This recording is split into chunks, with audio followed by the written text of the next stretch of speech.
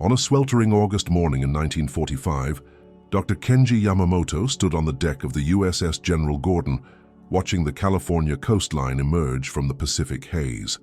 The smell of salt spray mixed with diesel fuel filled his nostrils as he clutched a battered leather medical bag, the only possession he had been permitted to retain from his former life as a naval surgeon in the Imperial Japanese Navy.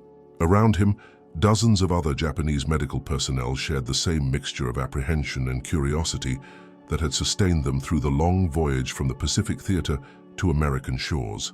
The telegram that had reached General MacArthur's headquarters in Manila 3 weeks earlier had been unprecedented in its implications, requesting immediate transport of captured Japanese medical personnel to mainland facilities.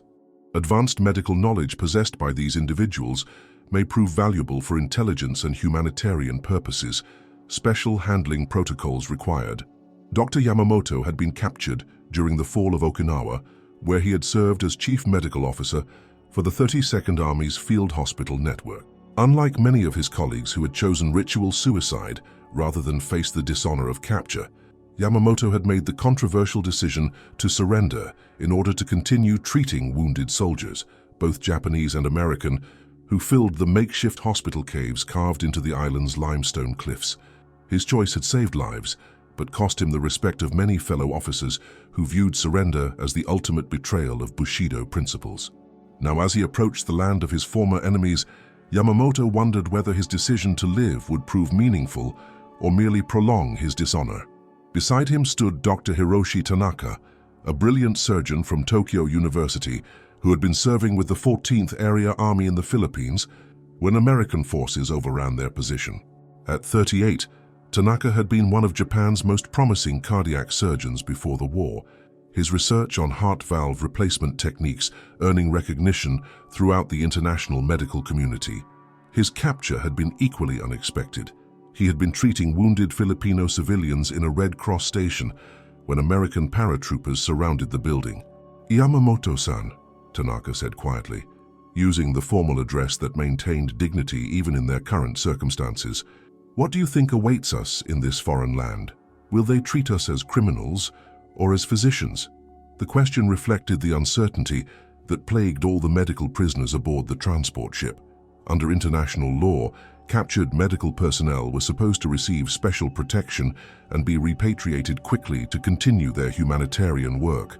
However, the brutal nature of the Pacific War had created animosities that might override legal niceties.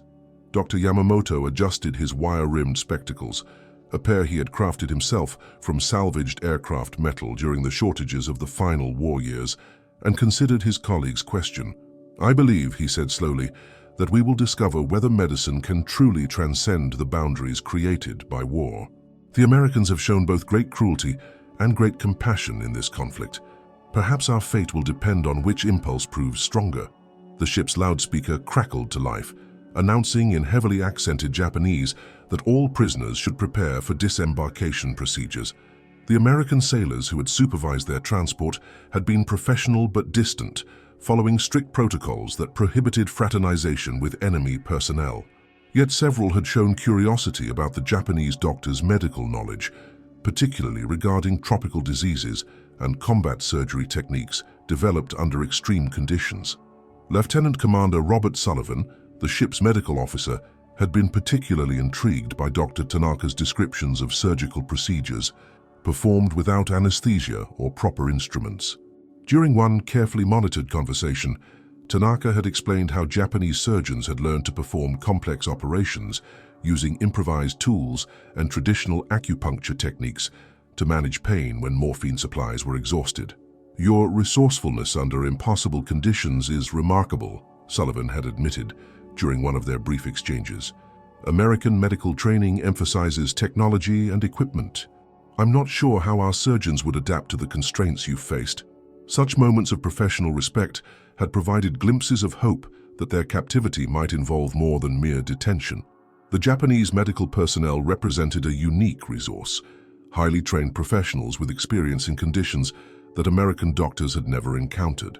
Their knowledge of tropical medicine, battlefield surgery under severe resource constraints, and treatment of radiation injuries from atomic bomb exposure could prove invaluable to American military medicine.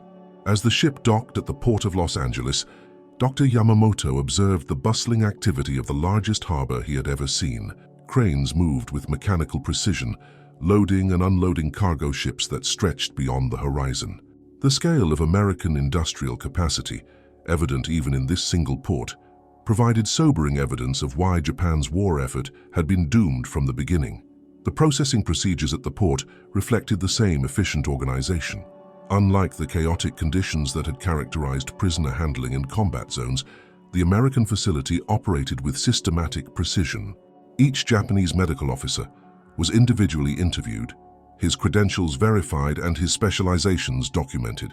The Americans clearly understood that they were dealing with valuable human resources rather than ordinary prisoners of war. Colonel James Harrison, the Medical Corps officer responsible for processing the captured physicians, had been specifically selected for his understanding of both military medicine and international medical protocols. A graduate of Johns Hopkins Medical School, who had served in both European and Pacific theaters, Harrison possessed the professional credentials necessary to evaluate the expertise of his unusual prisoners. "Dr. Yamamoto," Harrison said through a Japanese-American translator during the initial interview, "your records indicate extensive experience with combat surgery and tropical disease management. The American military has encountered significant challenges with both these areas in Pacific operations. Would you be willing to share your knowledge in exchange for appropriate treatment and eventual repatriation?" The question was carefully phrased to avoid any suggestion of coercion, while making clear that cooperation would be beneficial for all parties. Yamamoto understood the implicit bargain being offered: his medical knowledge in exchange for humane treatment and the opportunity to continue practicing his profession even in captivity. "I took an oath to preserve life and reduce suffering," Yamamoto replied formally. "If my knowledge can serve these purposes, I'm prepared to share it regardless of nationality or political circumstances." This response, echoed by most of the captured medical personnel, established the foundation for what would become one of the most unusual prisoner-of-war programs of World War II. Rather than being sent to standard detention facilities, the Japanese doctors would be assigned to American military hospitals where they could observe, learn, and contribute to medical care while remaining technically prisoners of war. The decision to integrate enemy medical personnel into American hospitals had been controversial at the highest levels of government. Secretary of War Henry Stimson had initially opposed the plan, arguing that placing Japanese prisoners in sensitive military facilities posed unacceptable security risks. However, Surgeon General Norman Kirk had successfully argued that the potential medical benefits outweighed security concerns, particularly given the ongoing casualties from Pacific operations and the emerging challenges of occupying Japan. The compromise solution involved careful screening of the Japanese physicians, continuous supervision by American medical personnel, and assignment to facilities where their specialized knowledge could be most valuable. Dr.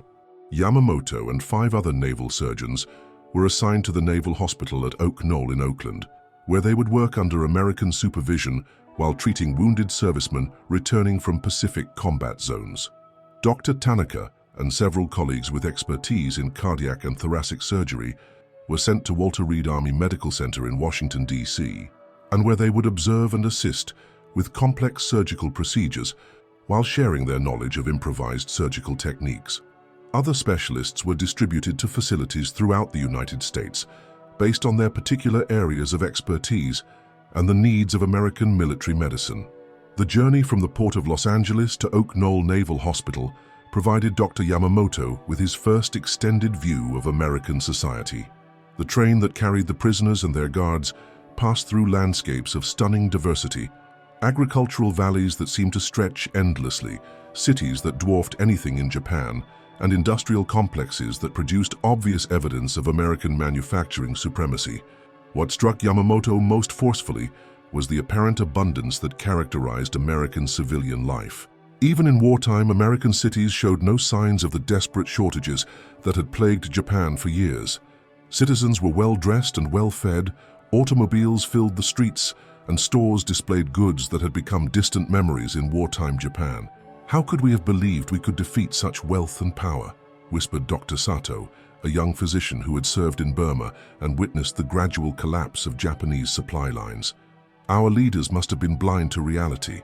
The question reflected a growing awareness among the captured medical personnel that their nation's war effort had been built on fundamental miscalculations about American capability and resolve. Their medical training had taught them to observe carefully and draw logical conclusions from evidence, skills that now revealed the hopelessness of Japan's strategic position with painful clarity. Upon arrival at Oak Knoll, the Japanese physicians encountered their first exposure to American military medical facilities. The hospital, originally constructed as a naval training station, had been expanded into one of the largest military medical complexes on the West Coast. Its modern buildings, advanced equipment, and efficient organization contrasted sharply with the improvised medical facilities they had known in the Pacific Theater. Captain Mary Elizabeth Johnson, the chief nurse at Oak Knoll, had been assigned to oversee the integration of Japanese medical personnel into hospital operations. A veteran of Pearl Harbor, who had lost friends in the attack, Johnson initially approached her assignment with considerable skepticism about working with former enemies. However, her professional commitment to medical care gradually overcame personal animosity as she observed the Japanese doctors' dedication and competence. "These men are physicians first, and prisoners second," she noted in her report to hospital administration. "Their primary concern appears to be the welfare of patients rather than their own circumstances. If we can overcome language barriers and cultural differences, they may prove valuable additions to our medical staff." The language barriers were indeed significant. While several of the Japanese doctors had studied German medical texts and could communicate in basic German with American physicians who had European training, direct communication in English was limited. The solution involved recruiting Japanese-American medical students and nurses who could serve as translators, while also helping bridge cultural gaps between former enemies. One of these translators was Lieutenant Robert Hayashi, a Nisei physician who had served with the 442nd Regimental Combat Team in Europe before being assigned to Oak Knoll. Hayashi's unique position, as an American of Japanese ancestry working with captured Japanese physicians, created complex emotional dynamics that reflected the broader tensions of wartime ethnic identity. "I found myself caught between loyalty to my country and cultural connection to these men," Hayashi later recalled. "They were my enemies, yet they shared my ancestry and professional dedication. Working with them forced me to confront questions about identity and allegiance that I had never fully resolved." The first medical procedures observed by the Japanese physicians at Oak Knoll provided shocking revelations about American medical capabilities. Dr. Yamamoto's initial assignment involved observing emergency surgery on wounded Marines returning from Iwo Jima, procedures that utilized equipment and techniques he had never imagined possible. The operating theaters themselves astonished the Japanese doctors. Bright electric lighting eliminated the shadows and uncertainties that had plagued their own surgical work under field conditions. Temperature and humidity controls created optimal conditions for complex procedures. Most remarkably, abundant supplies of sterile instruments, surgical dressings, and medications allowed American surgeons to work without the desperate improvisation that had characterized Japanese military medicine. But it was the blood transfusion procedures that provided the greatest shock to Dr. Yamamoto's understanding of medical possibility. Japanese military medicine had never developed systematic blood banking or transfusion capabilities, forcing surgeons to accept massive blood loss as an inevitable consequence of serious wounds. The sight of American medical personnel routinely replacing lost blood through intravenous transfusions seemed almost magical in its simplicity and effectiveness. In Japan, we watched patients die from blood loss that these Americans treat as a minor inconvenience, Yamamoto confided to Dr. Tanaka during one of their carefully monitored conversations. "They have conquered death itself in ways we never imagined possible."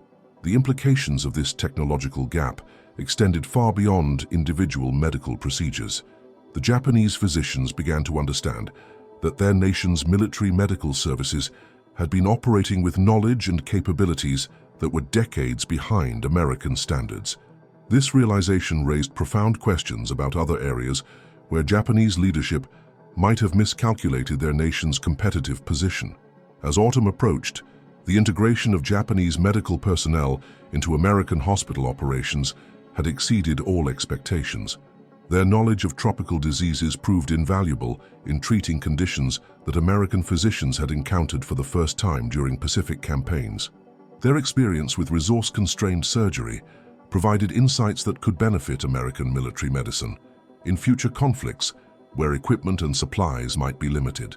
Perhaps most importantly, their presence had begun to humanize the enemy for American medical personnel who had spent years treating the casualties of Japanese military action. The recognition that their former enemies shared the same professional dedication and commitment to healing created opportunities for understanding that transcended the hatreds generated by war. Dr. Yamamoto found himself assigned to a cardiac surgery team led by Commander David Mitchell, a surgeon whose brother had died at Pearl Harbor. The initial tension between the two men gradually gave way to mutual professional respect as they worked together to save lives regardless of nationality or circumstances. "I expected to hate you," Mitchell admitted during one late-night conversation as they monitored a critical patient. "But watching you work, seeing your dedication to healing, it's impossible to maintain hatred for someone who shares your commitment to preserving life." Such moments of recognition and understanding suggested that the experiment in medical cooperation might produce benefits that extended far beyond immediate medical knowledge. The Japanese physicians were not merely sharing their expertise, they were demonstrating that former enemies could work together toward common humanitarian goals. As winter approached, news of Japan's formal surrender reached the medical facilities where Japanese physicians continued their work under American supervision. The end of hostilities raised new questions about their status and future. Would they be immediately repatriated to Japan, or would their valuable contributions to American military medicine justify continued collaboration? The answer would depend on complex negotiations between former enemies who were beginning to discover that their shared commitment to healing might provide a foundation for peace that transcended the devastation of total war. The Japanese doctors who had marveled at American medical technology were beginning to understand that their greatest discovery might not be new surgical techniques or advanced equipment, but the possibility that knowledge and compassion could bridge even the deepest divisions created by warfare. The winter of 1945 brought Dr. Kenji Yamamoto face to face with medical technologies that challenged everything he thought he knew about the possibilities of healing. In the sterile corridors of Oak Knoll Naval Hospital, surrounded by equipment that seemed to belong in a science fiction novel rather than a medical facility, the Japanese surgeon found himself questioning not only his professional knowledge, but his fundamental understanding of what modern medicine could achieve. The morning that would forever change his perspective on medical practice began with an emergency call that echoed through the hospital's public address system. Cardiac surgery team to OR-7, multiple casualties arriving from transport aircraft. Estimated arrival 12 minutes. Dr. Yamamoto, now 6 months into his assignment as an observer with the cardiac surgery unit, followed Commander David Mitchell through corridors lined with equipment that still amazed him daily. The portable X-ray machines that could be wheeled directly to a patient's bedside, the electric monitors that tracked heartbeats with mechanical precision, the refrigerated units that stored life-saving medications at precise temperatures, each represented capabilities that Japanese military medicine had never possessed. The casualties arriving from the transport aircraft were American servicemen wounded during the ongoing occupation of Japan. The irony was not lost on Dr. Yamamoto that he was now helping to treat soldiers who had participated in his homeland's defeat. Yet his medical oath transcended national loyalties, and his fascination with American medical capabilities overcame any lingering resentments about the war's outcome. "Dr. Yamamoto," Commander Mitchell called as they entered the operating theater, "I want you to observe this procedure closely. We're going to attempt something that might interest you, a direct cardiac repair on a patient with shrapnel damage to the left ventricle." The patient, a young Marine sergeant named Patrick O'Brien, had been wounded by explosive fragments during a training accident near Tokyo.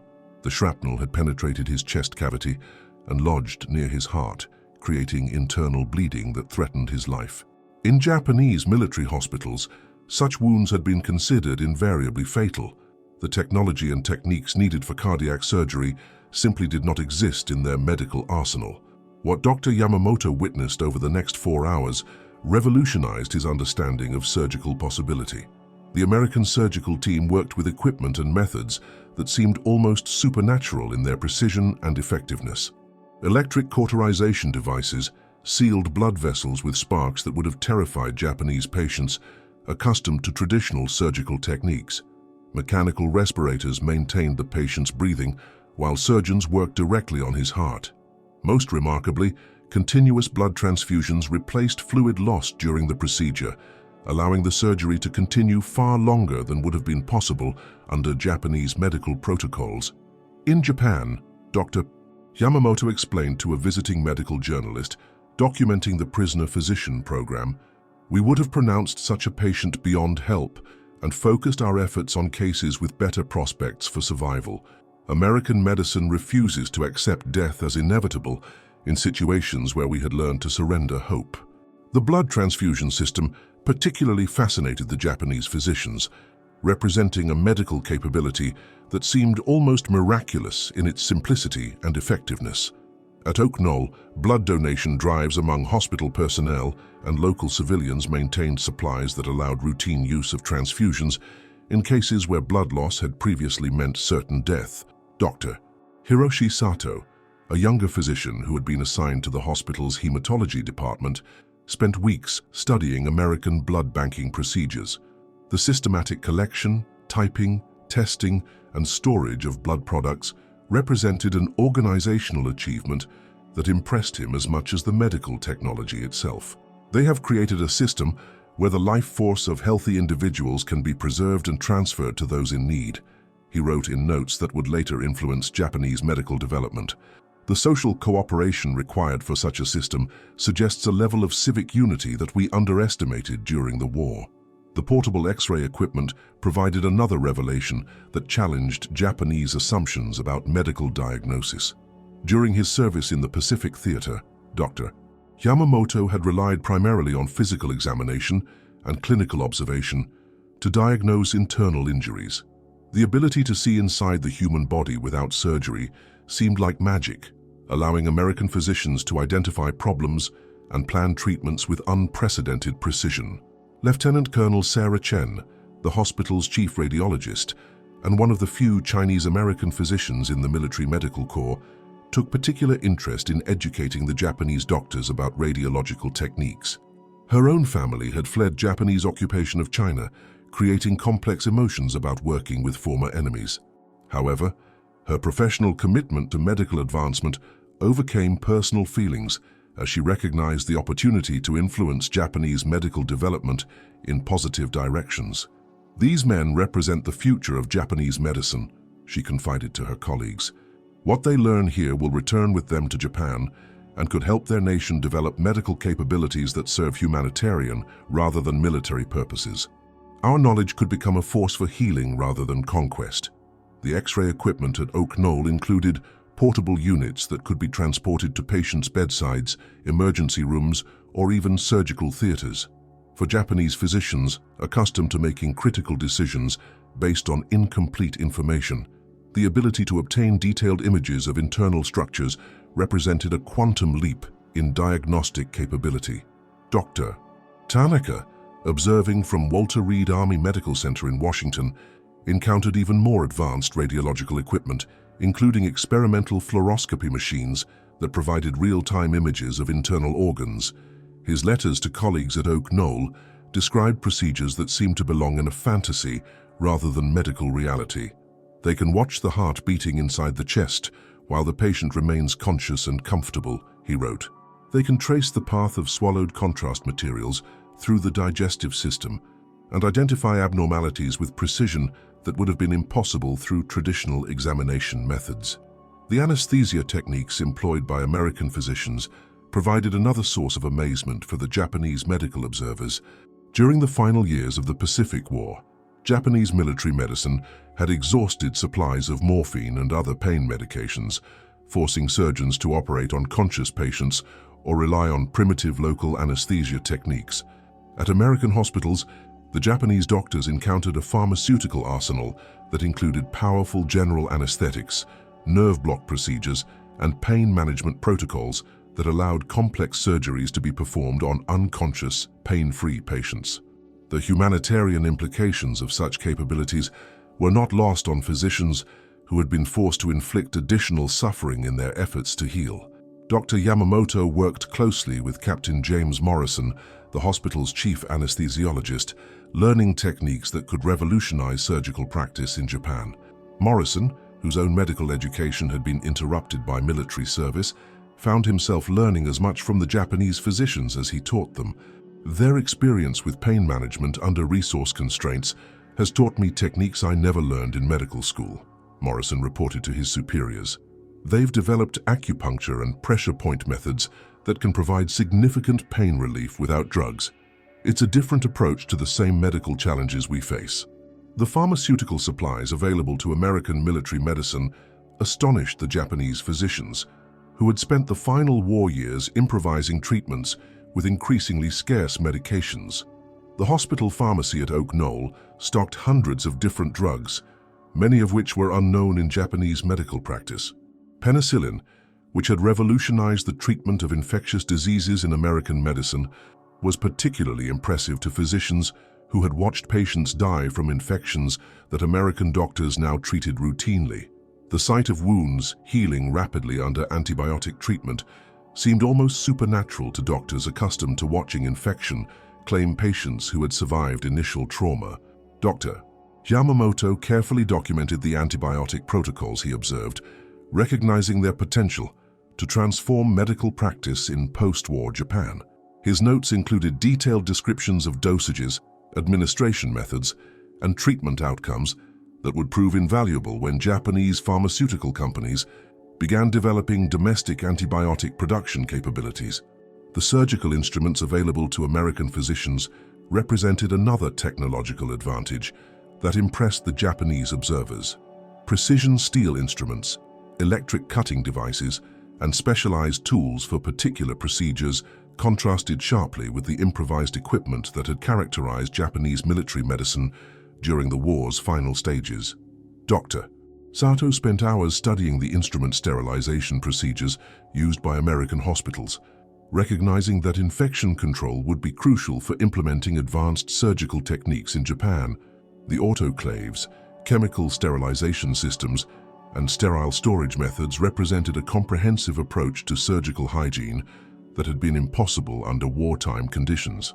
Cleanliness is not merely a preference in American medicine, he noted in his detailed observations. It is a systematic science that prevents more deaths than all their advanced surgical techniques combined. Teaching these methods in Japan could save thousands of lives, even without sophisticated equipment. The organizational systems that supported American medical care provided lessons that extended beyond specific technologies or techniques. The Japanese physicians observed carefully structured hierarchies, standardized procedures, and communication protocols that enabled complex medical institutions to function efficiently even under the stress of wartime casualties. The nursing care provided by American military hospitals particularly impressed the Japanese doctors, who had worked in systems where nursing was considered a subordinate function rather than a skilled profession. The advanced training, technical knowledge, and clinical responsibility exercised by American nurses represented a model that could transform patient care in Japanese hospitals. Captain Mary Elizabeth Johnson, who had initially been skeptical about working with Japanese physicians, found herself serving as an informal educator about American nursing practices. Her willingness to share knowledge reflected growing recognition that medical cooperation could serve humanitarian purposes that transcended wartime enmities. These doctors have enormous respect for nursing as a profession, she reported to the Army Nurse Corps headquarters. They're eager to learn about our training methods and clinical protocols. If they implement similar nursing standards in Japan, it could dramatically improve patient care throughout their medical system. The record-keeping systems used by American hospitals provided another lesson in medical organization that could benefit Japanese healthcare development. Comprehensive patient records, standardized forms, and systematic documentation created institutional memory that improved treatment quality and enabled medical research. Dr. Yamamoto had been trained in German medical traditions that emphasized individual physician expertise over systematic institutional knowledge. The American approach, which relied heavily on documented procedures and shared information, represented a different philosophy that could democratize medical knowledge and improve overall care quality. The dietary and nutritional support provided to patients in American hospitals revealed another dimension of medical care that had been neglected in Japanese military medicine. Specialized diets for different medical conditions, nutritional supplements, and systematic meal planning contributed to patient recovery in ways that Japanese physicians had never considered. The hospital kitchens at Oak Knoll prepared meals designed by dietitians who understood the relationship between nutrition and healing. For Japanese doctors accustomed to treating patients suffering from malnutrition, as well as their primary medical conditions, the concept of food as medicine represented a revelation that could transform patient care. As winter turned to spring in 1946, the Japanese physicians working in American hospitals had accumulated knowledge that would prove invaluable in rebuilding their nation's medical infrastructure. However, they had also gained something more profound, an understanding that medical knowledge belonged to humanity rather than to particular nations, and that former enemies could collaborate in the service of healing. The relationships they had developed with American medical personnel had evolved from suspicion through professional respect to something approaching friendship. These personal connections would prove as valuable as the technical knowledge they had acquired, creating networks that would facilitate medical cooperation between former enemies for decades to come. Dr. Yamamoto's letters to his family in Japan, carefully censored but still revealing, described a transformation in his understanding of medicine's possibilities. "I have learned that healing has no nationality," he wrote. "The techniques I am learning here could save countless Japanese lives, but more importantly, I am discovering that medicine can build bridges between peoples that politics and war had destroyed." The knowledge gained by Japanese physicians in American hospitals would soon return with them to Japan, where it would influence the reconstruction of their nation's medical system. But the experience had also changed the American physicians who had worked with their former enemies, creating a foundation for international medical cooperation that would extend far beyond the circumstances that had brought them together. The spring of 1946 brought an unexpected development to the medical cooperation program that had been quietly transforming relationships between former enemies. What had begun as a one-sided observation of American medical technology by Japanese prisoners of war had evolved into genuine intellectual exchange, as American physicians discovered that their former enemies possessed valuable knowledge gained through different approaches to medical challenges. Dr. Kenji Yamamoto found himself in the unusual position of teaching American surgeons techniques he had developed during the desperate final months of the Pacific War. In a converted conference room at Oak Knoll Naval Hospital, he stood before an audience of American military physicians, demonstrating acupuncture procedures that could provide pain relief when pharmaceutical supplies were unavailable. "The ancient Chinese principles we adapted for battlefield surgery may seem primitive compared to your modern anesthetics," Dr. Yamamoto explained through his translator, Lieutenant Robert Hayashi. "However, these techniques can be invaluable when equipment fails or supplies are exhausted. Every physician should understand multiple approaches to the same medical challenges."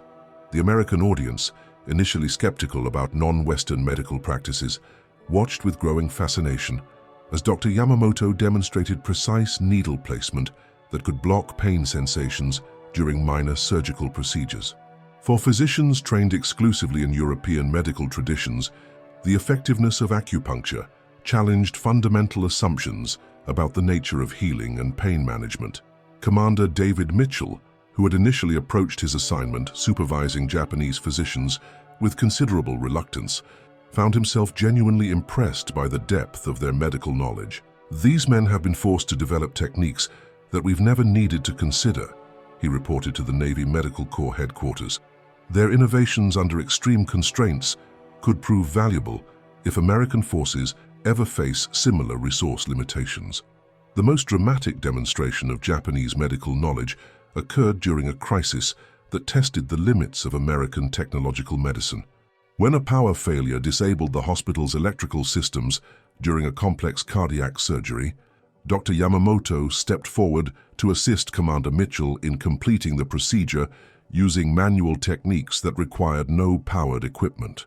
Working by battery-powered emergency lighting, the Japanese surgeon demonstrated methods of controlling bleeding and maintaining circulation that relied on traditional surgical skills rather than electric cauterization devices. His hands, trained through years of working without modern equipment, moved with a precision that amazed American physicians accustomed to technology-assisted procedures.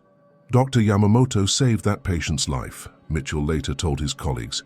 When our equipment failed, his knowledge of fundamental surgical principles enabled us to complete the operation successfully. It was a humbling reminder that technology is a tool, not a substitute for medical knowledge and skill. The incident marked a turning point in the relationship between American and Japanese medical personnel. What had begun as a program to extract useful intelligence from captured enemy physicians had evolved into genuine medical collaboration that benefited both sides. The Americans shared their advanced technology and pharmaceutical knowledge, while the Japanese contributed techniques developed through necessity and different medical traditions. Dr. Hiroshi Tanaka's work at Walter Reed Army Medical Center had produced equally significant exchanges. His expertise in cardiac surgery, developed through different approaches than those used by American physicians, provided valuable insights that influenced American surgical techniques. Tanaka's methods of repairing heart valves using minimal incisions had been developed to conserve scarce surgical supplies, but American surgeons recognized their potential for reducing patient trauma and recovery time. Dr. Tanaka's surgical techniques are more elegant than our standard procedures, reported Colonel William Davis, Chief of Cardiac Surgery at Walter Reed. His approach minimizes tissue damage while achieving the same therapeutic goals. We're incorporating his methods into our surgical protocols because they represent genuine improvements over our existing techniques. The collaboration between Dr. Tanaka and Colonel Davis had produced innovations that neither could have achieved working alone. Davis's access to advanced surgical instruments enabled Tanaka to refine techniques that had been limited by equipment constraints, while Tanaka's innovative approaches inspired Davis to reconsider fundamental assumptions about cardiac surgery. Their joint research on heart valve repair techniques would later be published in American medical journals, marking the first time that Japanese medical knowledge was formally recognized in Western medical literature since before the war. The articles credited both physicians equally, establishing a precedent for international medical collaboration that would influence post-war scientific cooperation. The pharmaceutical exchanges proved equally valuable for both sides. Japanese physicians shared knowledge of traditional medications and treatment methods that had sustained their medical practice when Western pharmaceuticals became unavailable. Many of these traditional remedies, derived from plant sources readily available in both Japan and the United States, proved effective for conditions that were difficult to treat with available American medications. Dr. Hiroshi Sato's collaboration with American pharmacologists led to the development of new treatments for tropical diseases that had plagued American forces throughout the Pacific Campaign. His knowledge of traditional Japanese treatments for malaria, dysentery, and other tropical conditions provided starting points for pharmaceutical research that would benefit military medicine in future conflicts. The Japanese physicians understand diseases that we've encountered only recently, reported Major Elizabeth Foster, chief pharmacologist at Oak Knoll. Their traditional treatments may not be as powerful as our synthetic drugs, but they're often more readily available and sometimes more effective for specific conditions. We're learning to combine the best of both approaches. The exchange of knowledge extended beyond immediate medical applications to include broader questions of medical education and healthcare organization. The Japanese physicians were fascinated by American medical training systems, which emphasized scientific research and technological innovation rather than the traditional apprenticeship methods that had characterized Japanese medical education. Dr. Yamamoto spent considerable time studying American medical school curricula and residency training programs, recognizing their potential for improving Japanese medical education. The systematic approach to clinical training, the emphasis on evidence-based medicine, and the integration of research with patient care represented advances that could transform medical practice in post-war Japan. American medical education produces physicians who understand both the science and art of healing, he wrote in detailed reports that would later influence Japanese medical education reform. Their system creates doctors who can adapt to new situations and continue learning throughout their careers. This approach could help Japan develop medical capabilities that serve humanitarian rather than military purposes. The American physicians working with their Japanese colleagues found themselves equally impressed by different aspects of Japanese medical training. The emphasis on careful observation, detailed patient examination, and conservative treatment approaches provided valuable counterpoints to American tendencies toward technological solutions and aggressive interventions. Lieutenant Colonel Sarah Chen, the Chinese-American radiologist who had initially struggled with conflicted feelings about working with Japanese physicians, discovered that their diagnostic skills often exceeded those of American doctors who relied heavily on technological aids. The Japanese physician's ability to diagnose conditions through careful physical examination provided important skills that could be valuable when advanced equipment was unavailable. These doctors can identify conditions through examination techniques that we've largely abandoned in favor of X-rays and laboratory tests, she reported to her colleagues. Their diagnostic skills remind us that technology should supplement rather than replace fundamental medical knowledge. We're learning to combine their observational abilities with our technological capabilities. The cultural exchanges that accompanied medical collaboration provided additional benefits that extended beyond immediate healthcare applications. The Japanese physicians shared insights about patient psychology, family dynamics, and social factors that influenced healing in ways that American medicine had not fully considered. Dr. Tanaka's discussions with American psychiatrists about the psychological aspects of illness and recovery introduced concepts that would later influence American approaches to mental health care. His understanding of how cultural beliefs and family relationships affected patient responses to treatment provided valuable perspectives for American physicians treating diverse patient populations. The language barriers that had initially complicated medical collaboration gradually diminished as both sides developed working relationships that transcended formal communication. Medical procedures provided a universal language that enabled effective cooperation even when verbal communication was limited. Lieutenant Robert Hayashi, the Japanese-American translator who had facilitated much of the early communication between former enemies, observed remarkable changes in both groups as they worked together. The American doctors stopped seeing the Japanese as enemies and started seeing them as colleagues, he noted in his reports. The Japanese physicians discovered that American medicine was more than just advanced technology. It was a commitment to healing that they could respect and share. The success of the medical exchange program had attracted attention from the highest levels of government, where officials were beginning to consider its implications for post-war relationships with Japan.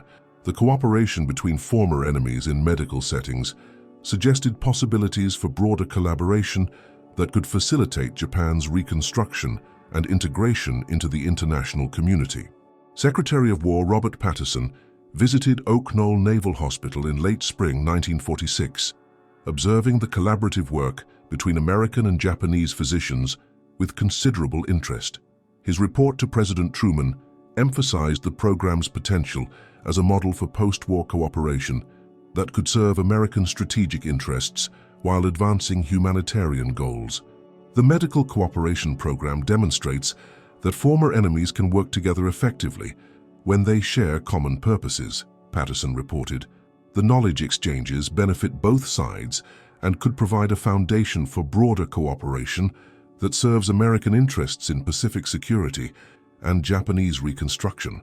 The success of medical collaboration had also influenced American planning for the occupation of Japan, where military officials were beginning to recognize the value of working with Japanese professionals rather than simply imposing American systems. The medical exchange program provided a model for cooperation that could be applied to other areas of Japanese society. General Douglas MacArthur, commanding the occupation of Japan, had requested detailed reports on the medical collaboration program as he developed policies for reconstructing Japanese institutions. The evidence that American and Japanese professionals could work together effectively supported his approach of utilizing Japanese expertise rather than relying exclusively on American personnel. As summer approached, the question of what would happen to the Japanese physicians when the formal prisoner of war program ended, became increasingly urgent. Their medical knowledge had proven so valuable that many American officials argued for extending their stay in the United States, either as continued prisoners or as voluntary participants in expanded medical exchange programs. The Japanese physicians themselves faced complex decisions about their future. Many had developed professional relationships and research projects that they were reluctant to abandon. Others felt strong obligations to return to Japan, where their newly acquired knowledge could contribute to medical reconstruction efforts.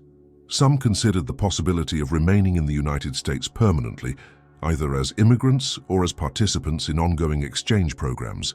Dr. Yamamoto's situation exemplified the choices facing all the Japanese medical personnel. His family in Japan needed his support during the difficult reconstruction period, yet his collaborative research with American physicians was producing results that could benefit patients in both countries. The decision about whether to return to Japan or remain in America would determine not only his personal future, but also the extent to which medical knowledge gained through collaboration would influence post-war healthcare development. The relationships formed between American and Japanese physicians had transcended the circumstances that brought them together, creating personal bonds that would endure long after formal programs ended. These connections would prove valuable in facilitating ongoing medical cooperation between former enemies, establishing foundations for scientific collaboration that would benefit both nations for decades to come. The most significant development during this period was the emergence of joint research projects that combined American technological capabilities with Japanese medical insights. Dr. Tanaka's collaboration with Colonel Davis on cardiac surgery techniques had progressed beyond simple knowledge transfer to genuine scientific partnership, producing innovations that neither could have achieved independently. Their joint study of minimally invasive cardiac procedures utilized American surgical instruments and monitoring equipment while applying Japanese techniques for precision surgery under challenging conditions. The resulting procedures reduced patient trauma, shortened recovery times, and improved surgical outcomes in ways that impressed medical observers from throughout the military medical establishment. "We're not simply learning from each other anymore," Colonel Davis reported to his superiors. "We're creating new medical knowledge together. Dr. Tanaka's insights combined with our resources are producing genuine advances in cardiac surgery that could benefit patients worldwide." The pharmaceutical research collaborations had produced equally impressive results. Dr. Sato's work with American pharmacologists had identified several traditional Japanese medications that showed promise for treating conditions common among American military personnel. The systematic testing of these traditional remedies using American laboratory capabilities was producing evidence that could support their adoption in Western medical practice. One particularly promising area involved traditional Japanese treatments for what would later be recognized as post-traumatic stress disorder. Japanese physicians had developed methods for treating psychological trauma in soldiers that differed significantly from Western psychiatric approaches, emphasizing community support and spiritual healing alongside medical intervention. Dr. Kenji Nakamura, a psychiatrist who had been assigned to the Navy's Medical Research Facility in Bethesda, worked closely with American mental health specialists to study these traditional approaches. His methods of treating combat stress through meditation, community therapy, and gradual reintegration proved remarkably effective for American veterans struggling with psychological wounds from Pacific combat. Dr. Nakamura's understanding of trauma extends beyond individual symptoms to include family and community impacts, reported Commander Janet Stevens, Chief of Psychiatric Services at Bethesda Naval Hospital. His holistic approach to healing could revolutionize American treatment of combat stress disorders. The collaboration between Japanese and American medical researchers had begun to attract attention from civilian medical institutions, which recognized the potential value of the knowledge being generated through these unusual partnerships. Several major American hospitals and medical schools had requested permission to participate in the exchange programs, offering research positions and educational opportunities for Japanese physicians. Johns Hopkins Medical School had proposed establishing a formal exchange program that would bring Japanese physicians to Baltimore for advanced training, while sending American medical faculty to Japan to assist with reconstruction of Japanese medical education. The proposal represented a dramatic expansion of cooperation that would extend far beyond the original prisoner of war program. Harvard Medical School had made similar proposals focused on research collaboration, particularly in areas where Japanese physicians had demonstrated expertise that complemented American capabilities. The combination of American research facilities with Japanese clinical insights promised advances that could benefit global medical knowledge. These civilian initiatives reflected growing recognition that the medical collaboration program had produced benefits that extended beyond immediate military applications. The knowledge gained through cooperation between former enemies could contribute to medical advances that would serve humanitarian purposes long after the war's political consequences had been resolved. However, the expansion of medical cooperation faced significant obstacles from security concerns and political opposition. Some officials argued that sharing advanced American medical knowledge with former enemies posed risks to national security, particularly if the knowledge could be applied to military purposes. Others questioned the wisdom of providing Japanese physicians with access to American research facilities and classified medical information. The debate over extending medical cooperation reflected broader tensions about America's relationship with occupied Japan. While some officials advocated for punitive measures that would prevent Japan from regaining technological capabilities, others argued for cooperation that could help Japan become a stable, democratic ally in the emerging Cold War confrontation with the Soviet Union.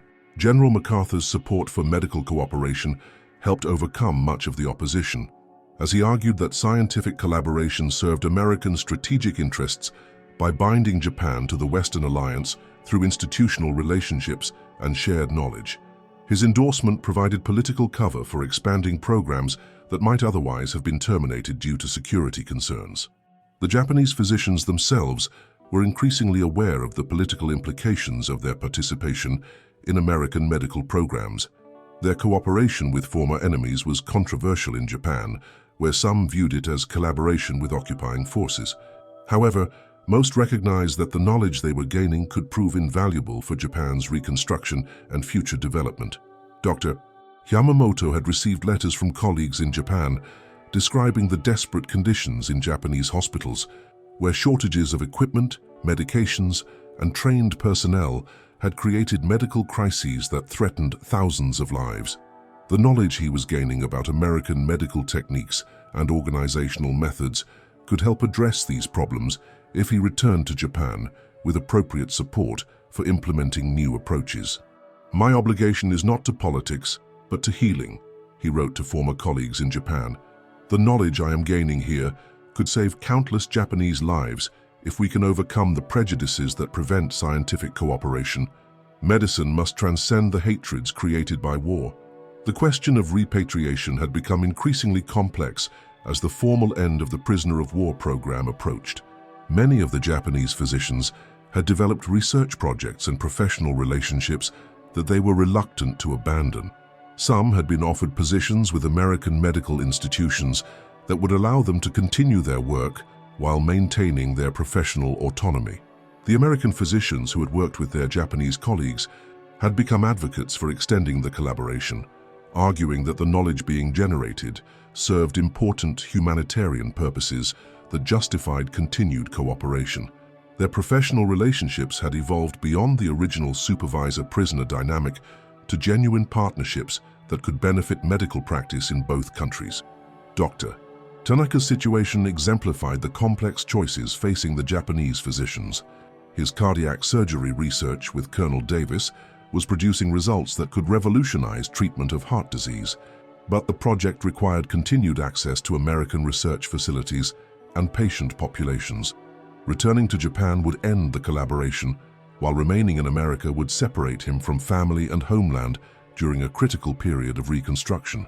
The solution that emerged reflected the pragmatic approach that had characterized the entire medical cooperation program.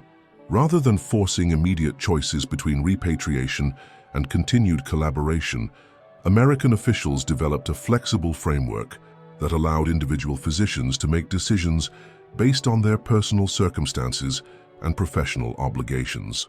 Some physicians chose immediate repatriation to Japan, carrying with them knowledge and techniques that would influence Japanese medical development for decades. Others accepted extended assignments with American medical institutions, either as researchers or as participants in formal exchange programs. A few chose to immigrate permanently to the United States, becoming American citizens while maintaining professional connections with Japanese medical institutions. Dr. Yamamoto ultimately chose to return to Japan, but with commitments from American medical institutions to support his efforts to implement new techniques and training programs. The Johns Hopkins Medical School agreed to provide equipment and training materials for a new cardiac surgery program that Yamamoto would establish in Tokyo, while maintaining ongoing collaboration through visiting faculty exchanges. Dr. Tanaka chose to remain in the United States for an additional 2 years, completing his cardiac surgery research, while preparing to return to Japan with knowledge and connections that would help establish modern cardiac care capabilities in Japanese hospitals. His decision reflected a compromise that served both his professional obligations and his desire to contribute to Japan's medical reconstruction. The model established through these individual arrangements would influence American policies toward scientific cooperation with former enemies throughout the post-war period. The recognition that knowledge and expertise transcended national boundaries created precedents for collaboration that would prove valuable during the Cold War, when American technological superiority depended partly on the ability to work with scientists and researchers from diverse backgrounds. As 1946 drew to a close, the medical cooperation program that had begun as a practical expedient for managing captured enemy physicians had evolved into something unprecedented in military history. The collaboration between American and Japanese medical personnel had demonstrated that former enemies could work together effectively when they shared common humanitarian purposes. The knowledge gained through this cooperation would influence medical practice in both countries for decades to come. American physicians had learned techniques and approaches that expanded their capabilities beyond what technology alone could provide, while Japanese physicians had gained access to advanced medical knowledge that would help rebuild their nation's healthcare system. More importantly, the relationships formed between individual physicians had created networks of professional collaboration that would endure long after the formal programs ended. These personal connections would facilitate ongoing scientific cooperation, educational exchanges, and research partnerships that would benefit medical practice worldwide. The success of medical cooperation between former enemies had also provided a model for broader international collaboration that would prove valuable as the world moved from the devastation of total war toward the uncertainties of the nuclear age. The demonstration that knowledge and expertise could serve humanitarian purposes that transcended national boundaries offered hope for cooperation in other areas where human welfare depended on international collaboration. As the Japanese physicians prepared for the next phase of their careers, whether in Japan, America, or other countries, they carried with them not only advanced medical knowledge, but also an understanding that healing had no nationality. Their experience had proven that former enemies could become partners in the service of human welfare, creating possibilities for cooperation that extended far beyond the circumstances that had brought them together. The summer of 1947 marked the beginning of the end for the unprecedented medical cooperation program that had transformed relationships between American and Japanese physicians. As the formal prisoner of war status of the Japanese medical personnel was officially terminated, the participants faced decisions that would shape not only their individual futures, but also the trajectory of medical development in both nations for decades to come. Dr. Kenji Yamamoto stood in the conference room at Oak Knoll Naval Hospital, addressing a gathering that would have been unimaginable just 2 years earlier. American and Japanese physicians sat together as colleagues, reviewing research results and planning future collaborations that would continue long after the formal program ended. The transformation from enemies to partners had been so complete that many observers forgot the circumstances that had originally brought these men together. "We have proven that medical knowledge belongs to humanity, not to nations," Dr. Yamamoto said in English, that had improved dramatically during his years in American hospitals. "The techniques we have learned from each other will save lives regardless of the nationality of the patients we treat. This is perhaps the most valuable lesson of our collaboration. The impact of the medical exchange program extended far beyond the individual physicians who had participated directly. The knowledge and techniques they had shared were already influencing medical practice throughout both the American and Japanese medical systems, creating ripple effects that would continue for generations. At Walter Reed Army Medical Center, Dr. Hiroshi Tanaka's cardiac surgery innovations had been adopted as standard procedures, reducing patient mortality rates and improving recovery times for American military personnel. The minimally invasive techniques he had developed under resource constraints in Japan proved superior to traditional American approaches even when advanced equipment was available. Colonel William Davis, who had initially been skeptical about working with a former enemy, had become one of the strongest advocates for continuing medical cooperation with Japan. His joint research with Dr. Tanaka had produced papers published in the most prestigious American medical journals, establishing new standards for cardiac surgery that were being adopted by civilian hospitals throughout the United States. Dr. Tanaka has taught us that surgical excellence depends more on skill and knowledge than on advanced equipment, Davis reported to the Army Medical Corps headquarters. His techniques will benefit American patients for years to come, while his approach to medical problem-solving has influenced how we train our own surgeons. The pharmaceutical research collaborations had produced equally significant results. Traditional Japanese medications identified by Dr. Hiroshi Sato had undergone rigorous testing in American laboratories, leading to the development of new treatments for conditions that had previously been difficult to manage. Several of these medications were already being produced for use in American military hospitals, with plans for civilian applications pending FDA approval. The most dramatic success involved traditional Japanese treatments for what American psychiatrists were beginning to recognize as post-traumatic stress disorder. Dr. Kenji Nakamura's holistic approaches to treating combat trauma had proven remarkably effective for American veterans, leading to the establishment of specialized treatment programs that combined Western psychiatric techniques with traditional Japanese healing methods. Dr. Nakamura's understanding of trauma as a community, as well as individual phenomenon, has revolutionized our approach to treating combat stress, reported Commander Janet Stevens from Bethesda Naval Hospital. His methods are being adopted by Veterans Administration hospitals throughout the country, providing hope for thousands of American veterans struggling with psychological wounds. The success of these collaborative treatments had attracted attention from civilian medical institutions, leading to the establishment of research programs that would continue the work begun during the Prisoner Cooperation Program. The University of California had offered Dr. Nakamura a permanent research position that would allow him to continue developing trauma treatment methods while training American physicians in traditional Japanese approaches. The educational impact of the Medical Cooperation Program was perhaps even more significant than the immediate clinical benefits. Japanese physicians had observed American medical training systems, hospital organization, and research methods that could transform medical education in post-war Japan. Similarly, American physicians had learned traditional diagnostic techniques and patient care approaches that could improve Western medical practice. Dr. Yamamoto's detailed studies of American medical education had produced comprehensive reports that would influence the reconstruction of Japanese medical schools.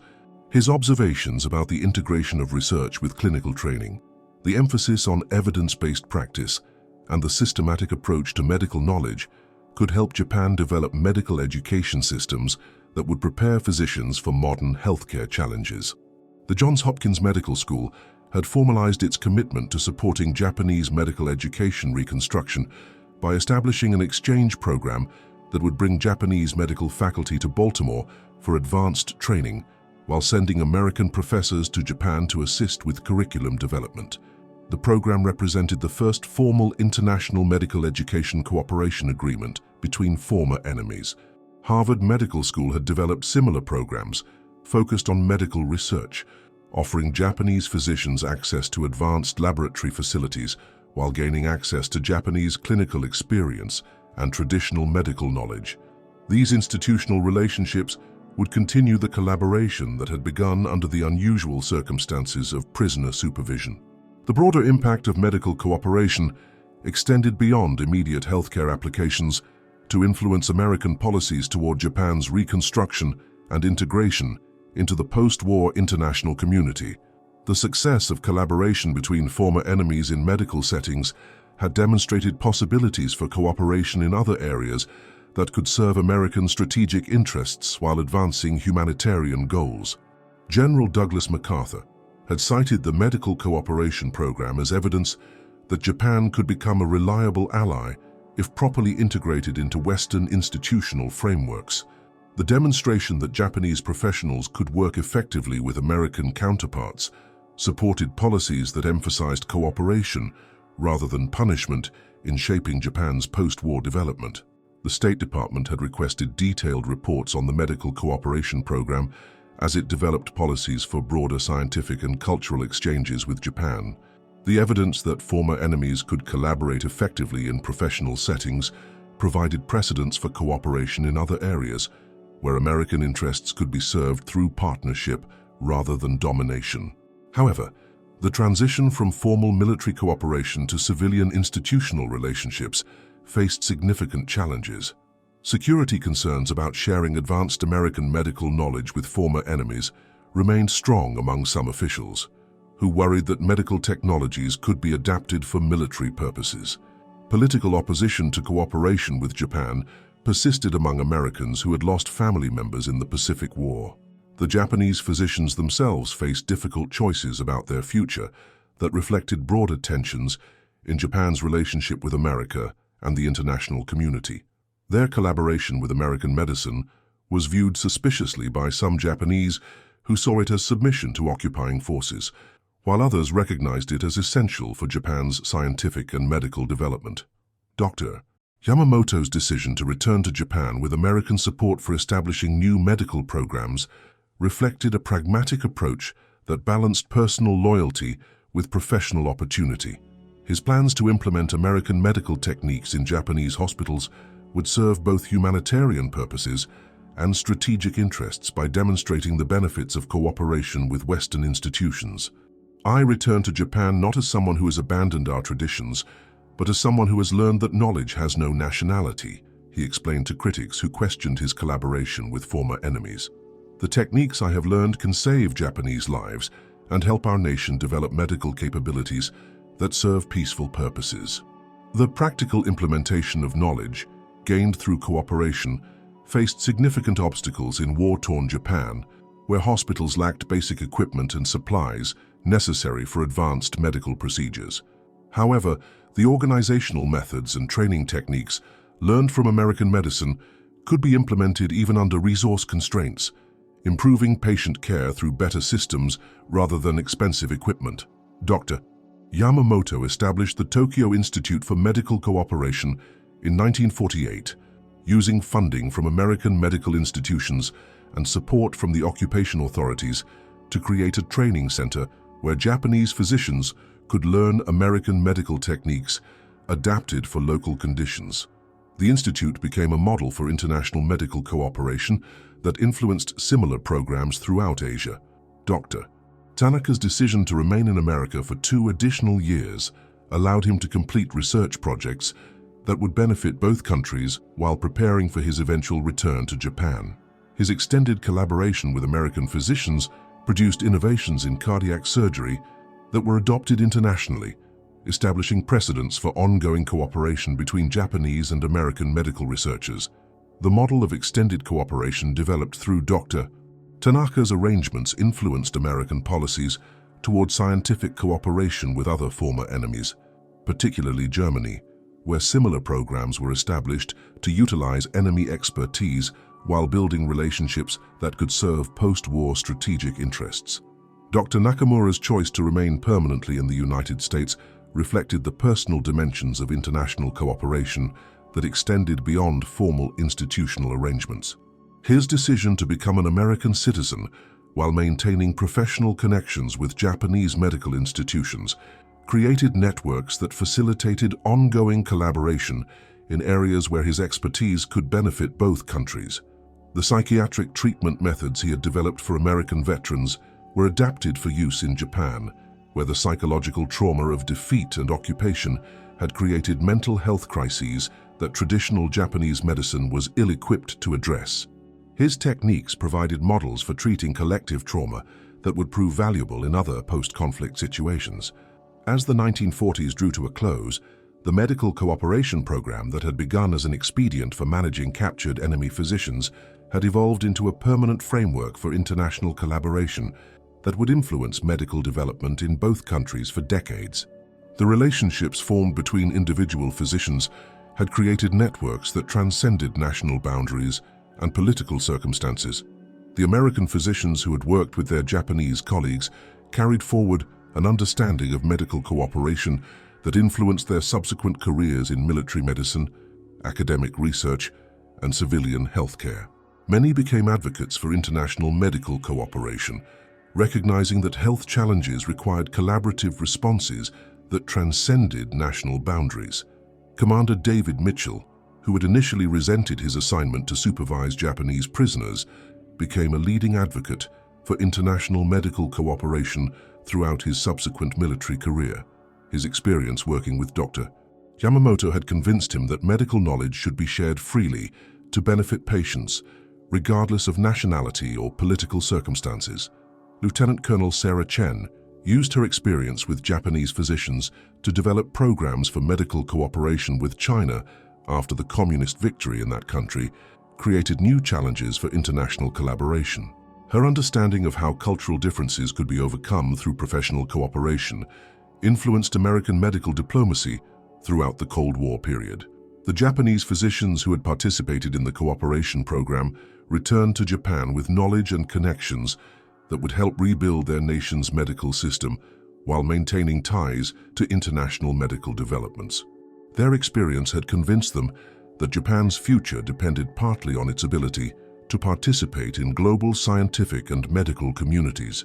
Dr. Yamamoto's Tokyo Institute for Medical Cooperation became a model for international medical education that influenced similar programs throughout Asia and eventually worldwide. His approach of adapting advanced medical techniques for local conditions while maintaining international standards provided frameworks for medical cooperation that served both humanitarian and developmental purposes.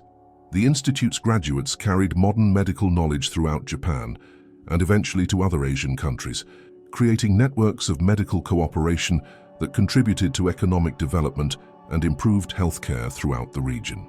The model of international cooperation in medical education became a template for similar programs in other fields. Dr. Tanaka's return to Japan in 1949 marked the beginning of a new phase in Japanese-American medical cooperation that continued throughout the post-war period. His establishment of cardiac surgery programs in Japanese hospitals utilized knowledge gained through collaboration while maintaining connections with American medical institutions that facilitated ongoing exchanges of knowledge and personnel. The cardiac surgery techniques he had developed in collaboration with American physicians became standard practice throughout Japan, significantly improving treatment of heart disease and establishing Japan as a leader in cardiac care within Asia. His success demonstrated that international medical cooperation could produce benefits that extended far beyond the immediate participants. By 1950, the medical cooperation program that had begun with captured enemy physicians had established precedents for international collaboration that would influence American foreign policy and scientific diplomacy for decades.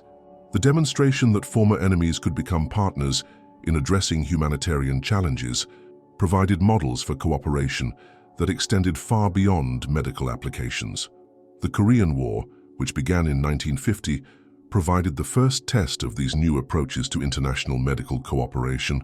Japanese physicians who had participated in the cooperation program volunteered to assist American military medical efforts, working alongside their former enemies to treat casualties from a new conflict. Their participation demonstrated the depth of transformation that had occurred through medical collaboration. The success of medical cooperation between former enemies had proven that knowledge and expertise could serve purposes that transcended national boundaries and political conflicts. The relationships formed between Japanese and American physicians during the prisoner cooperation program had created foundations for ongoing collaboration that would benefit medical practice worldwide. The legacy of the medical cooperation program extended beyond immediate healthcare applications to influence broader understanding of international cooperation and conflict resolution. The demonstration that former enemies could work together effectively when they shared common humanitarian purposes provided hope for cooperation in other areas where human welfare depended on international collaboration. As the participants in the original program pursued their separate careers in the decades that followed, they maintained the connections formed through their unusual shared experience. Reunions organized years later brought together American and Japanese physicians who had become friends through circumstances that initially made them enemies, celebrating relationships that had transcended the prejudices and hatreds of total war. Dr. Yamamoto's final letter to Commander Mitchell, written shortly before Yamamoto's death in 1982, captured the lasting significance of their collaboration. "We proved that healing has no nationality, that knowledge serves humanity rather than nations, and that former enemies can become partners in the service of life. This may be the most important lesson of our time together." The medical cooperation program that had begun with captured Japanese physicians had demonstrated possibilities for international collaboration that influenced American approaches to scientific diplomacy throughout the Cold War and beyond. The recognition that knowledge and expertise could serve humanitarian purposes that transcended national boundaries provided foundations for cooperation that would prove valuable in addressing global challenges requiring international responses. The transformation of enemies into colleagues, of suspicion into trust, and of competition into collaboration represented achievements that extended far beyond the immediate medical benefits of the program. The Japanese physicians who had marveled at American medical technology had discovered something more valuable than advanced equipment or sophisticated techniques. They had found that human understanding could bridge even the deepest divisions created by warfare. Their story reminds us that even in the aftermath of history's most devastating conflicts, individuals retained the capacity for growth, understanding, and cooperation that could serve purposes larger than the political circumstances that had divided them. The medical cooperation between former enemies had proven that healing could indeed transcend nationality, creating possibilities for international collaboration that offered hope for addressing challenges that required cooperative responses from former adversaries. The remarkable story of Japanese physicians in American POW hospitals reveals one of the most fascinating chapters of post-war medical cooperation. These captured doctors didn't just observe American medical technology, they contributed their own expertise while building relationships that would shape international medical cooperation for decades to come. From blood transfusions and portable X-ray machines to collaborative cardiac surgery techniques, the exchanges between former enemies created medical advances that saved countless lives in both countries. The transformation of prisoners into colleagues, and eventually into partners in healing, demonstrates the power of shared professional dedication to transcend even the deepest wartime divisions. What struck you most about this story of medical cooperation between former enemies? Were you surprised by how quickly professional relationships could overcome wartime prejudices? Let us know in the comments what other untold stories of international cooperation during and after World War II you'd like us to explore. Don't forget to subscribe and hit that like button. It helps us bring you more incredible stories of how human understanding can triumph over conflict and division.